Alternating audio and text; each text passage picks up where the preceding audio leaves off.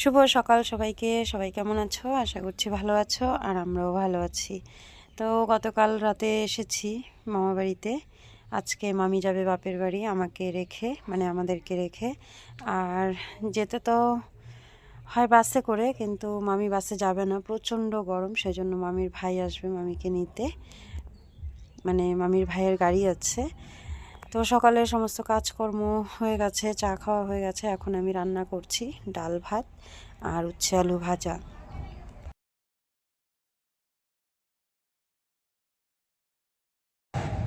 এখন মামির গাছে অনেক শিম হয়েছে, তো সেগুলো পাড়ছে আর আমাকে কতগুলো ধুন্দুল পেড়ে দিয়ে যাচ্ছে। আমার জন্যই ধুন্দুলগুলো রেখে দিয়েছিল, খাইনি মামি। আমি ভীষণ পছন্দ করি বলে। তো জঙ্গলে একদমই ঢুকতে পারি না, চোখ দেখে ভয় লাগে, সেজন্য মামি বলল যে আমি কয়েকটা পেড়ে দিয়ে যাচ্ছি। তো এই যে দেখো পারছে। এগুলো বাড়ির সবজি, তো কোনো সার কোনো কিছু ব্যবহার করা নেই। এগুলোর স্বাদ খুবই আলাদা। বাড়ির যে কোনো শাকসবজির স্বাদই আলাদা, যেগুলোতে কোনো রাসায়নিক ব্যবহার করা হয় না। তো এখন ওই যে দেখো কোন ঝোপের ভেতরে ঢুকছে। তো আমি মামিকে বলছি যে তুমি কেমন করে যে ঢোকো, আমার তো ভীষণ ভয় লাগে। তার উপর সকালবেলা ঘুম থেকে উঠেই একটা জোক দেখেছি। আমার শ্বশুরবাড়িও কিন্তু গ্রামে, কিন্তু থাকলে পরে ওখানে খুব একটা বেশি জোক টোক দেখি না। মাঠঘাট আছে, তারপরেও জোক দেখা যায় না। যাই হোক, শিম, ধুন্দুল, তারপর দেশি নিম পাতা, যা যা পাড়ার মামি পারলো। তো এখন এই যে আমি চলে এসেছি আবার রান্নাঘরে। উচ্ছে আলু ভাজা বসিয়ে দিয়ে গেছিলাম, গ্যাসটা কমিয়ে দিয়ে গেছি। তো এখন এসে আবার নাড়াচাড়া করছি। ভাত ডাল সব হয়ে গেছে, ভাজাটা হয়ে গেলে তারপর সবাইকে খেতে দিয়ে দেবো। আমাকে এখানে রেখে যাওয়ার উদ্দেশ্য হচ্ছে মেঝো মামা মেঝো মামিও বাড়িতে নেই, ওরা অসুস্থ। তো ওরা মামি গেছে বাপের বাড়িতে। এখন বাড়িতে শুধু বড় মামি আর বড় মামির ছোট মেয়ে, এই যে এই বোনটা, আর বড় বোনটাও যাবে ছোট মামির সঙ্গে। তো মামা মামি সবাই যদি চলে যায় তাহলে শুধু দিদা থাকবে বাড়িতে। আর বাড়িতে আছে কতগুলো ছাগল, তারপর আছে গাছপালা, ওগুলোতে একটু জল টল দিতে হয়। আর সত্যি কথা বলতে কি, আমি এই বাড়ির মানে মেয়েই বলতে পারো। এই বাড়িতেই আমার জন্ম হয়েছে, এই বাড়িতেই বড় হয়েছি আমি। নামেই শুধু আমার মামার বাড়ি, কিন্তু আমার বাপের বাড়ির থেকেও এই বাড়িটা আমার বেশি আপন। তো সেজন্য এই যে আমার ওপর সমস্ত দায়িত্ব দিয়ে মামি যাচ্ছে আর কি। যে ভাই, মামির ভাই চলে এসেছে, তো খাওয়া দাওয়াও হয়ে গেছে, ব্যাগপত্র গুছিয়ে রওনা দিয়ে দিয়েছে।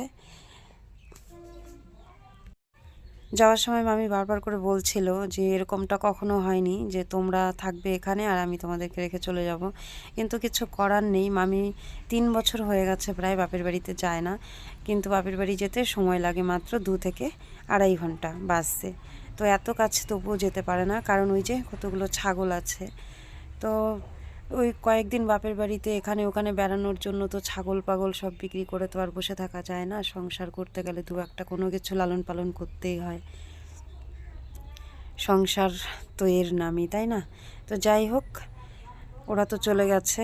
তারপর আমি শুধু ডাল ছিল, উচ্ছে ভাজা শেষ হয়ে গেছিলো, তো পরে আবার ডিমের অমলেট করলাম। আর বড় মামি একটু ছোটো মাছের চচ্চড়ি দিয়ে গেল, সেটা দিয়েই দুপুরের খাওয়াটা শেষ করলাম। তো দেখো সূর্যটা কি সুন্দর লাগছে দেখতে। বেলা প্রায় এই ডুবন্ত। গোটাগুলোকে দেখো তো, কে কে চেনো? এগুলো কিন্তু অনেক রঙের হয়, লাল হয়, তারপর এখানে তো কালো আছেই, আকাশি আকাশিও আছে, লাল রঙেরও হয়। আমরা তো এগুলোকে কুচ গোটা বলি।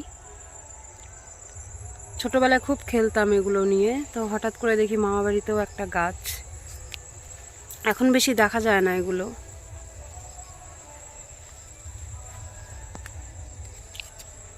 এই যে গোটাটা এরকম।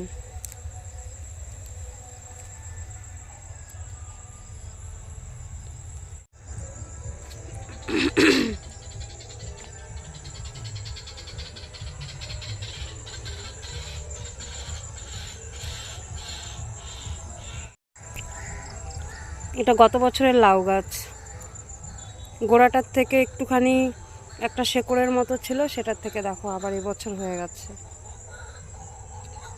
লাউও হয়েছে ছোট ছোট। এই যে